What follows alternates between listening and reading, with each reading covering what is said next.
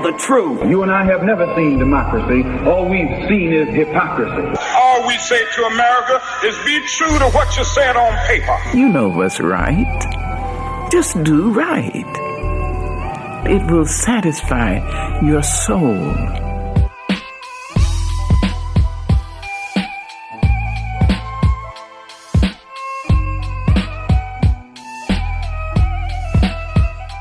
We're getting ready to just dive through the mayor's recent Friday update, allegedly, situation, just to dialogue and really converse about what he said, what's really going on, and the questions that's being asked, and really diving through that successfully. So do me a favor, get ready to rock with me, if you will. We're getting ready to dive into what's getting ready to be a conversation that is necessary for what's getting ready to jump off, if you will.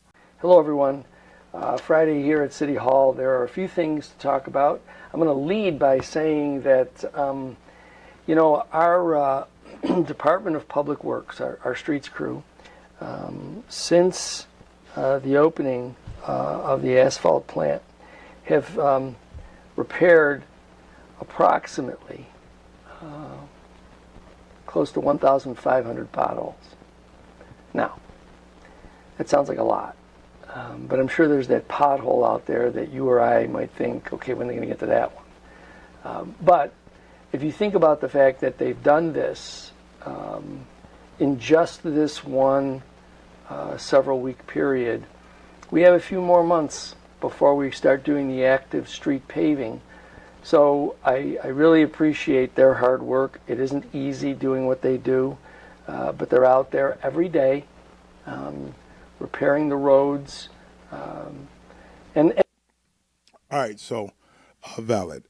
I give DPW their due diligence of being out there and paving the roads and using, doing the patch work. Some qualities, some not. The benefit is that something is happening, but I encourage everybody to continue to report potholes, their locations, and the damage that is done. I know that in the city of Buffalo, there have been lawsuits and litigation against the city regarding the damage done by potholes. So the mayor just pretty much says, we got a whole, and this is my question, and that's just me. When you say over 1,000 potholes filled, are we talking about them big jokers, them small jokers, or where you can see the seam breaking between the transition of streets? So is work being done? Yes. You'll hear him talking a hot second about the pothole killer, which I think is you try to keep your thoughts out of it, but the pothole killer shoots rocks inside of potholes. You don't have to really get out. It doesn't last. He did Hyde Park before the winter came. Hyde Park needs to be done again, but I digress. Let's get back into the video. And eventually, I know that they will get to many, if not all, of the difficult spots and the roads around the city. But I just think that we all should pay attention to the statement. Many, if not all. In other words, they're not going to be perfect. It's going to still be some areas that's going to be crazy. But here's my challenge again. If you're going to fill in the potholes, right, and you're going to do that, do it. We need it, right? You're doing it. Smooth it out, because you turn a pothole into a pothole, and that doesn't make sense to me. But let's continue. Should recognize the fact that they are working very hard. And by the way, that number doesn't even count whatever the pothole killer is also addressing. So they're out there, they're working hard. He said something. I should have put a picture of it. The pothole killer is working hard. And I believe that the pothole killer is working, but the pothole killer has also been stationary for hours, just chilling. I'm not going to tell you that is a city's problem or a department head's problem, but somebody signed a contract for the pothole killer to do work. But when I see it sitting in the parking lot for a couple of hours, not moving and not doing anything, it creates questions, So that's just me. But let us proceed and hear the rest of this. remember, they live in the city as well, and they drive on the same streets. So I'm sure they're very, very interested in making sure that the streets are all. Proposal to lower auto insurance rates, something that I think all of us would really appreciate. Having a day in Albany talking about the governor's proposal to lower auto insurance rates, something that I think all of us would really appreciate happening here in New York State, regardless of the age of the driver, the number of automobiles in the household, whatever it is that impacts your auto insurance. We're paying. All right, long story short, he went to a meeting in Albany. He talked about lowering car insurance amongst the other leaders of New York State. So now making it light, but let's get back to the city. What I have reviewed in the governor's policy. Hold on, let me find. That increase that's happening. So for this policy proposal. So we're hoping. The other thing that I had the chance to do was to speak to the director of operations for the state of New York, Director Bray, Jackie Bray, and we had a very good conversation about the event center, about the critical nature of that development for the city. She then asked me to follow up with some documents, which I've had the chance to provide to her. All right, let us pause here. So ideally, he went for the meeting for insurance, get the insurance lowered. While there, he talked to an individual about the event center.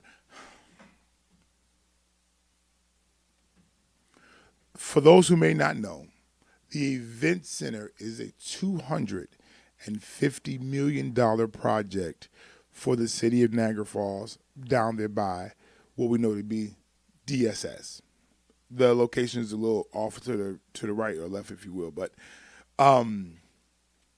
it just shows that this conversation is still being whispered. We've already spent as a city millions of dollars in litigation just trying to purchase and buy back land. Your money.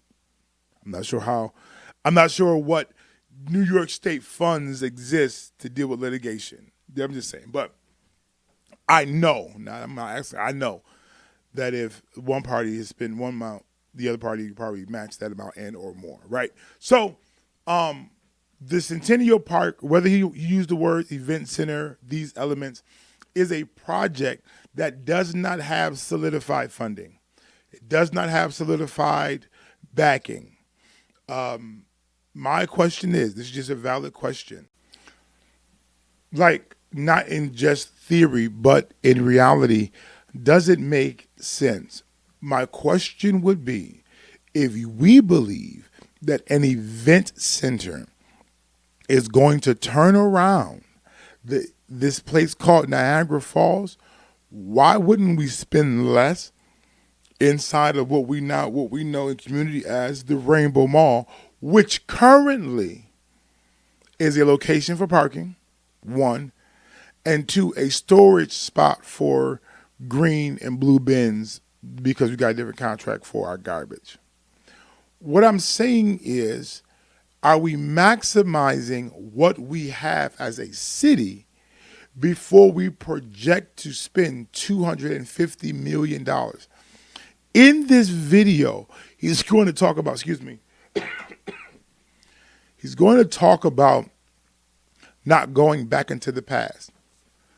But we sold our convention center, made an arrangement, because apparently we couldn't handle whatever it was.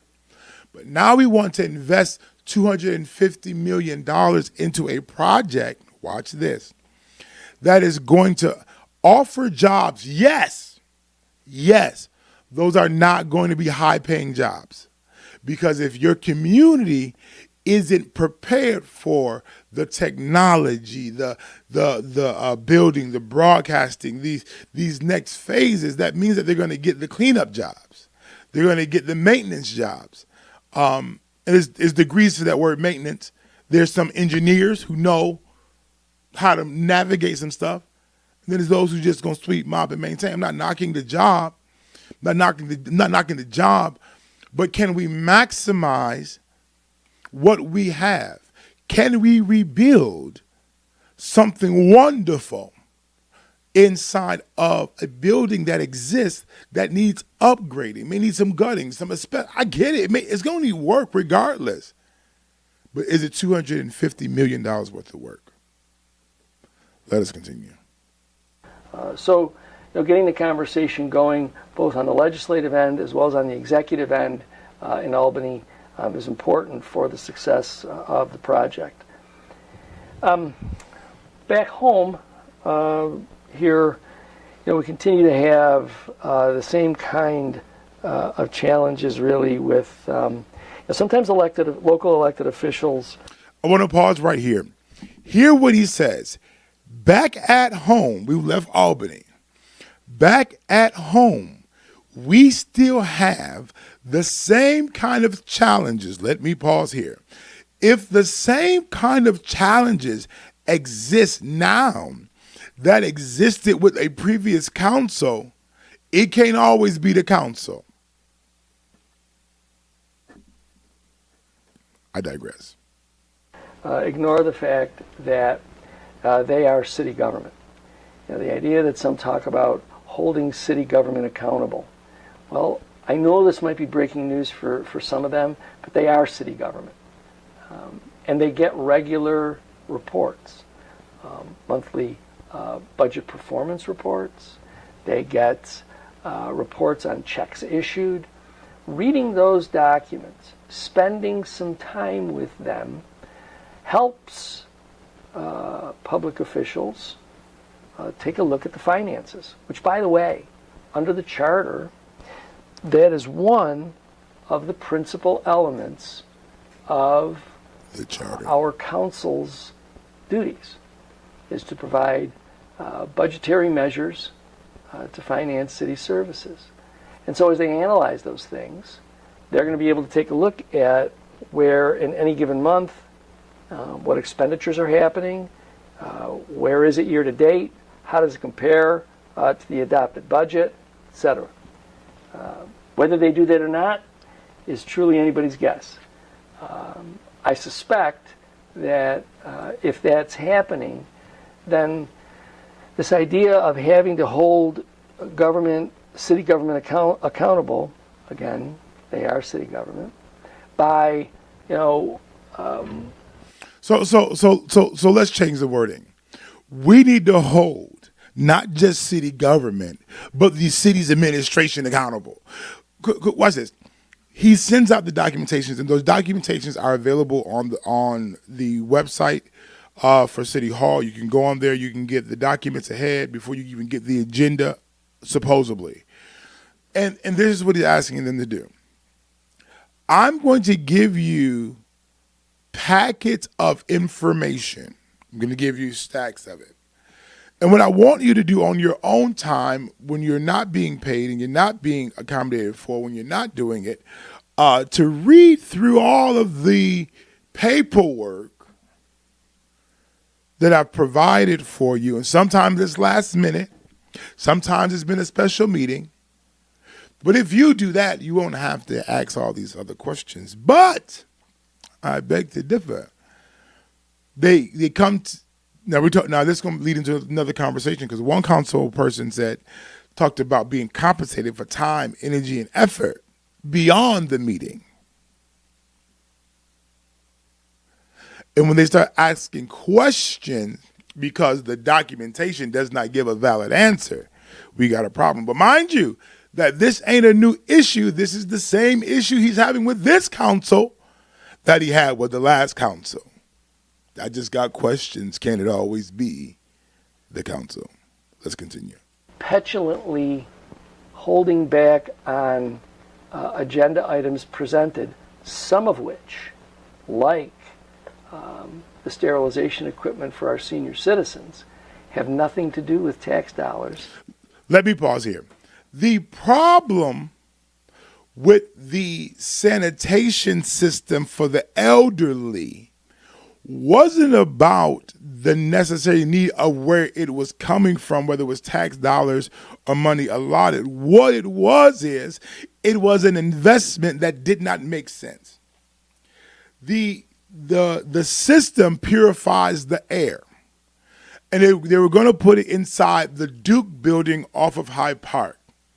And they wanted $300,000, pardon me, $300,000 to put this system, watch what I'm getting ready to say, inside one room. I think these are ARP funds, if I'm not mistaken. There's churches with parcels from the Roman Catholic Church that are selling for $300,000. I'm not angry. Keep calm, Joe, just in case you're watching. $300,000. You can buy a whole new building and replace the HVAC system for what you're asking for to put in one. Now, that same system is inside of the Niagara Falls Memorial Center, and we help pay for that as a city. For that, it makes sense. That is a hospice hell. If you need the air purified for the elders, not knocking the elders, we respect them, we love them, $300,000 in a room, which means my air is purified in the rec room, but when I go to the bathroom, it's toe up.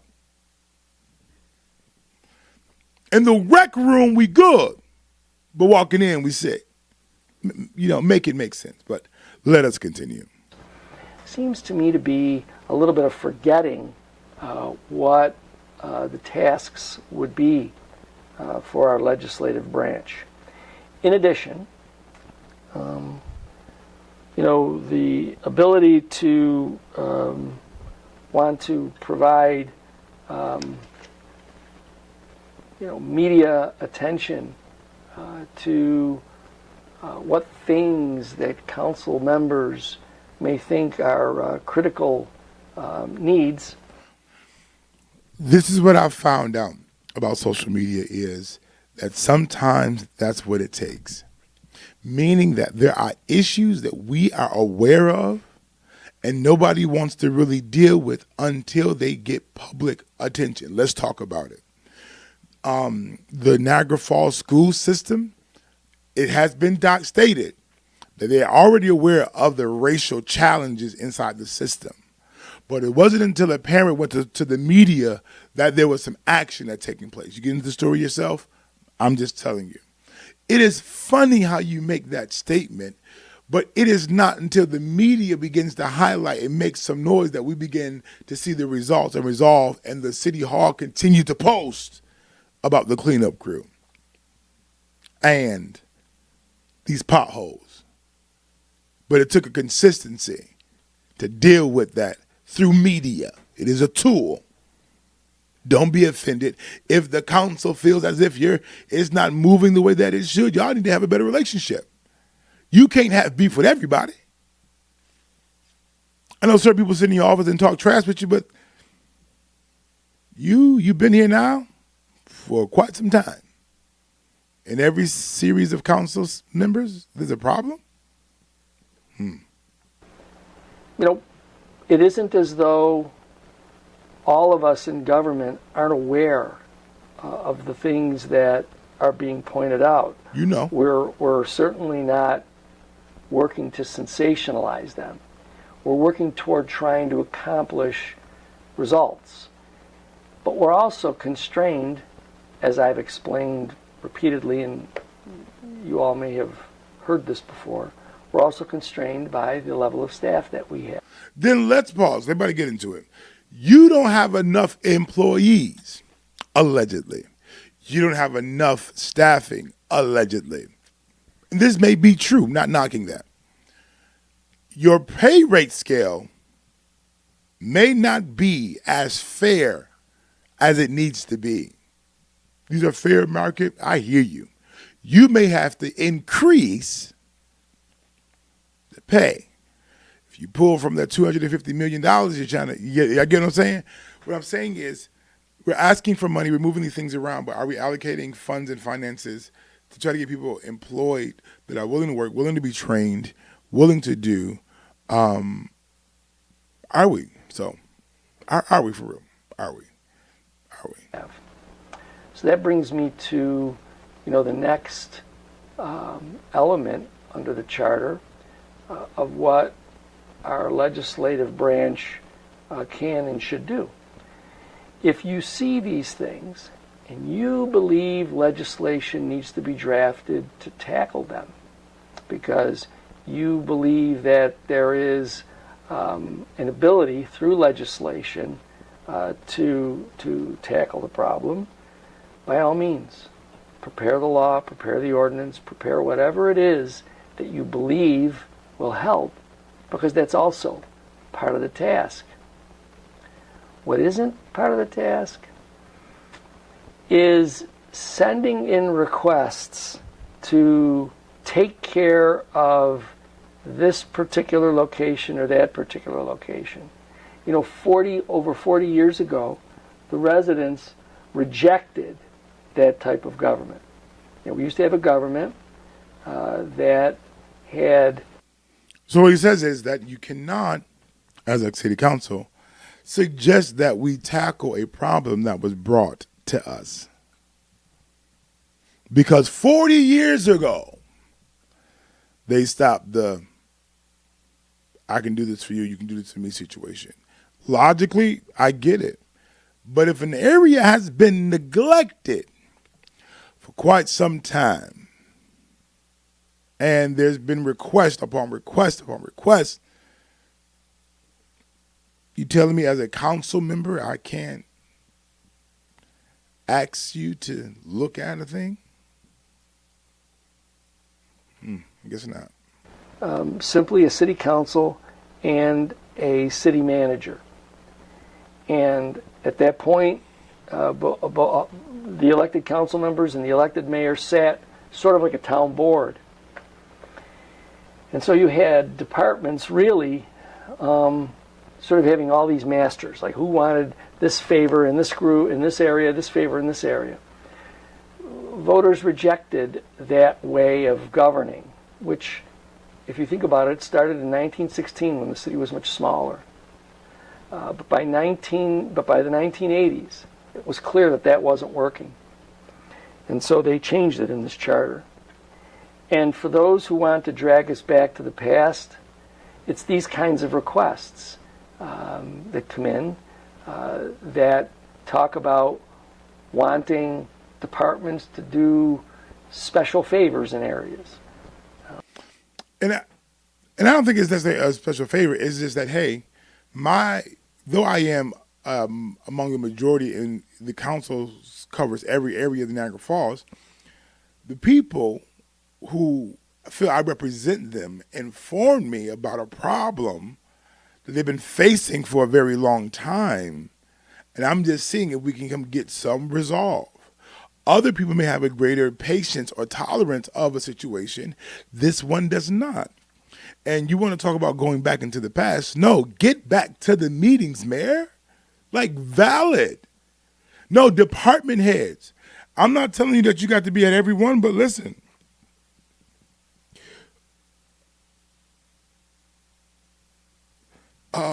Make an appointment, it's quarterly, it's something, but ain't no department heads at the meeting.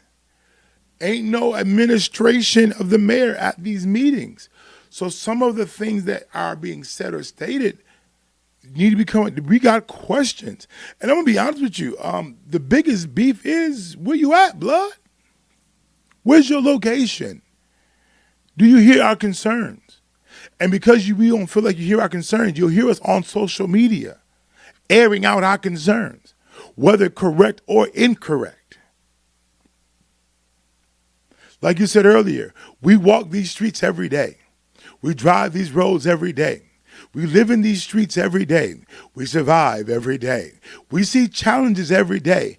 And we have promises on top of promises on top of promises, and we have not seen the full manifestation of what you said. So I'll bring it to my council members to see if they can get me a resolve. And if they have access to the department heads that ask for a resolve on my behalf, I ain't mad at that. It is when you begin to manipulate that system and you're doing it for a friend or you're doing it for, I scratch your back, you scratch mine. Sound familiar? Get out of that. Let's continue.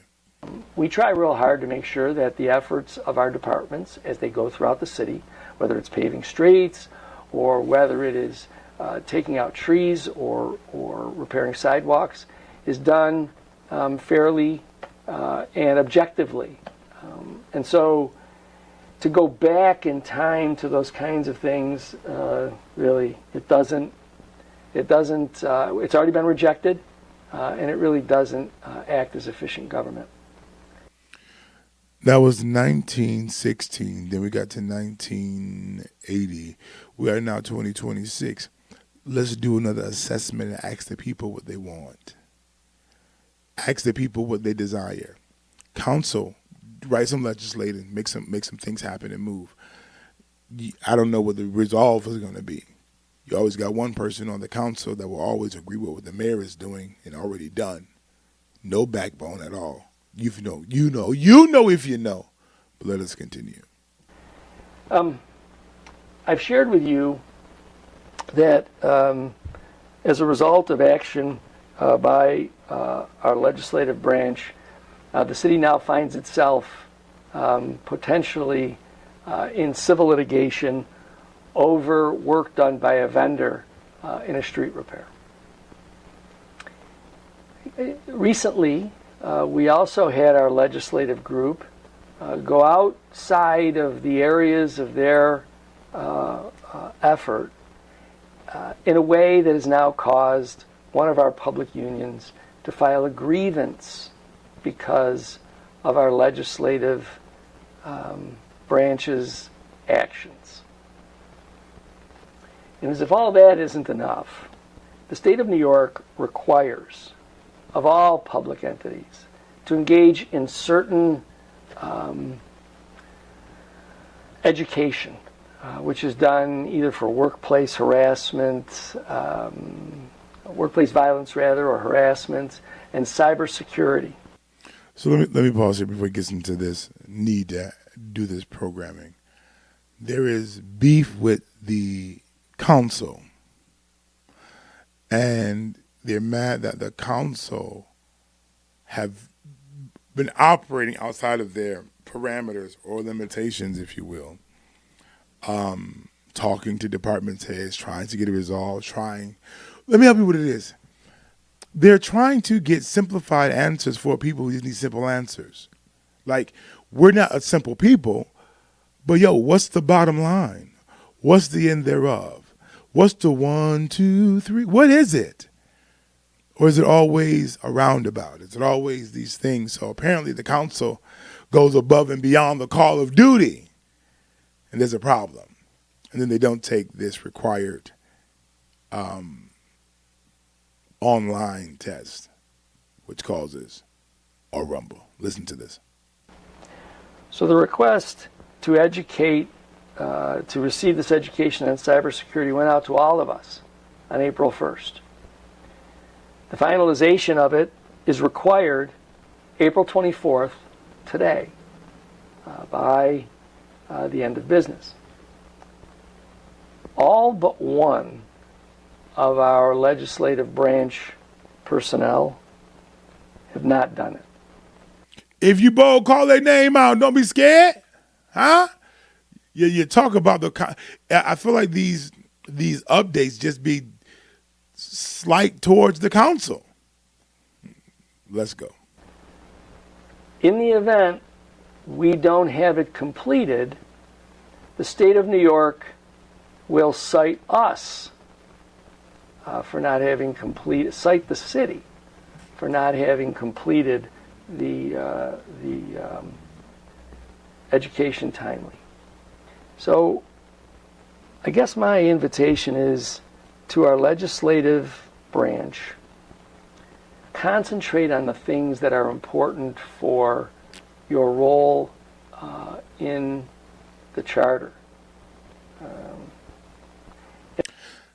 Let me tell you about the charter.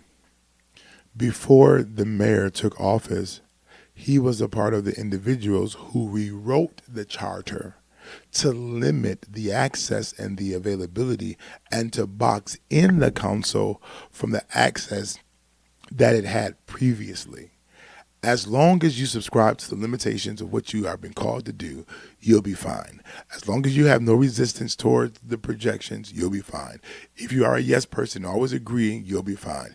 But the moment that there is opposition or a challenge or something that you don't agree with, there is a problem. Now you got to stay inside the box of the charter. Allegedly, he took that charter and slammed it on somebody's desk and told them ain't nothing wrong with the charter. But apparently the charter has been challenged for several years in vocabulary words. But the question is what you're going to do about it for real. Let's continue. And that includes helping city government, of which you are a part, comply with those things that are necessary. Staying within the parameters of what your tasks are under the charter, just as the executive branch needs to stay within its parameters. And in that way, we can work together for the benefit of the taxpayers. The current action really doesn't bode well. I mean, you think about the atmosphere of council meetings and what that does with regard to citizen participation, what it does to external observations by developers or others. Somehow or another, that's something too that I think our legislative leaders should take a look at. You don't come to the meetings. So anything that you've seen or heard is from a point of view that either one, you watched it on YouTube, or one of the lackeys from the meeting came back and reported. No, let me tell you something. What you hear are people who are unsatisfied with some things and they're coming to talk about it, but you're not present to hear it. It's not just a tech. And when you get inside the meeting, some of the individuals prior to who are currently our chairman is disrespectful. Not only that, the leadership inside the council is disrespectful. I've been there, I know. I clearly went to the podium and gave accolades to the council and told them to give me a moment because what I'm getting ready to say involves the people. But at that time, Jen Perry was sitting there talking about trying to call the police to escort me out. Listen, this is my question, and you can answer it this week, next week, or whenever. Do you care about the totality of the city of Niagara Falls? Not just tourism, the north end, the blacks, the whites, the have-nots, lay sell. Do you truly care for the totality, or are you about trying to make a name for yourself? Because there is a difference.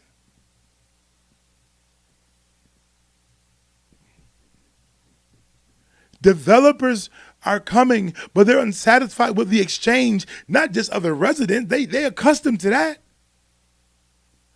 But the exchange between the city, how it navigates. Come on.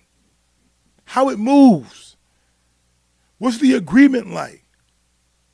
Like, why would a city of administration get a contract with somebody who can't handle the contract? Then make another attempt with somebody else who can't handle the contract. And then there be somebody who has the capability to handle in the space and the finances to handle the contract. But because you feel some type of way and you don't like them, you don't give them room. But then, though, who you do like, rob us for $1 million or have that. Developers are watching the relationships that the city has. Yeah. Failure, disappointment, not following through, wonderfalls, things coming and not sustaining, the snow mountain. These are the things that developers are looking at. If I bring it, let me just say this while I'm here. Has the city allowed enough resources to be prepared for the development that is to come? The casino is having a hard time finding qualified people to handle certain components. That they get people in there to do one thing, i.e. cleaning, and then they're willing to help in other areas, and they learn on the fly. Let me not digress. Let's watch these last few minutes. Let's go. And try to correct. So I'm hoping that having had this conversation with them all earlier this week, that maybe we can get to a better place in terms of what we need to do to accomplish the best we can for the taxpayers, which is exactly what they're asking us to do while we're here. So, other than that, please remember that, again, you know, we've seen some warm weather. I think it's going to...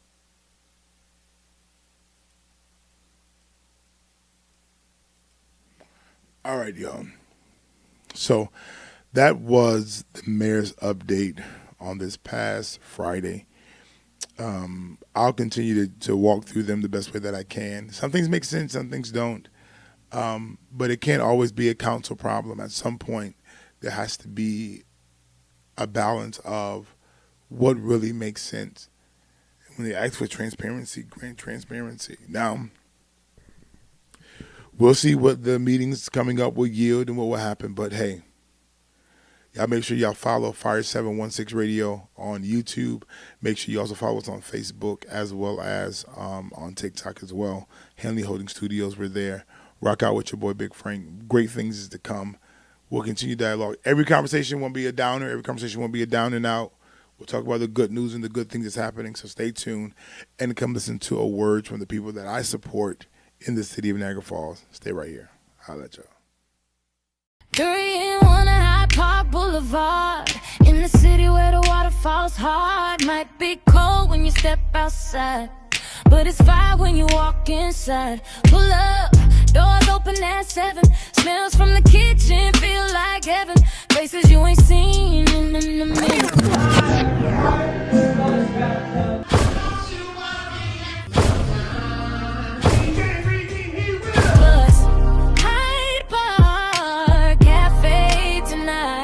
Visionary Real Estate of Western New York, where we make the vision a reality.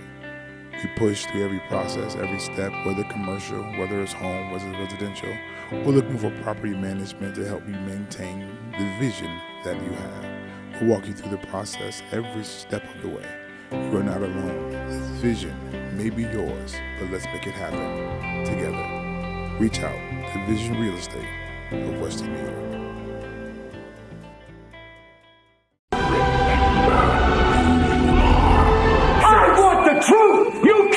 The truth. You and I have never seen democracy. All we've seen is hypocrisy. All we say to America is be true to what you said on paper. You know what's right. Just do right. It will satisfy your soul.